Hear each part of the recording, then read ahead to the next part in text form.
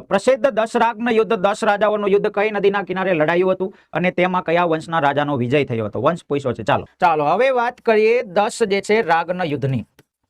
ચાલો 10 રાગના જે છે વોર.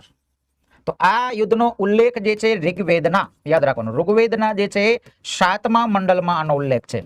કયા? ઋગ્વેદમાં 7મા મંડળમાં આનો ઉલ્લેખ છે. ચાલો તો સાચો જવાબ શું આવવો જોઈએ? યસ, સાચો જવાબ છે પરુષાણી નદીના કિનારે. પરુષાણી એટલે કઈ નદી? તો કે ભાઈ રાવી નદી. પરુષાણી એટલે કઈ નદી? રાવી નદી. રાવી નદીના કિનારે આ યુદ્ધ લડાયું હતું, એટલે રાવી નદીનું પણ યુદ્ધ કહેવાય.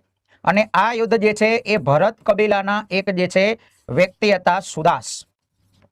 સુદાસ જે સેનાપતિ કમાન્ડર હતા એ પછી રાજા બનશે. 10 બીજા રાજાઓને હરાવ્યા સુદાસે, એટલે આને 10 રાગના યુદ્ધ કહેવામાં મિત્રો આવે છે. શું કહેવામાં આવે છે?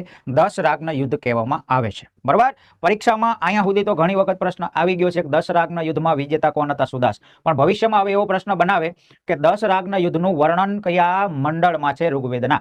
તો 10 રાગના યુદ્ધ ઋગ્વેદના 7મા મંડળમાં આનો ઉલ્લેખ આવશે.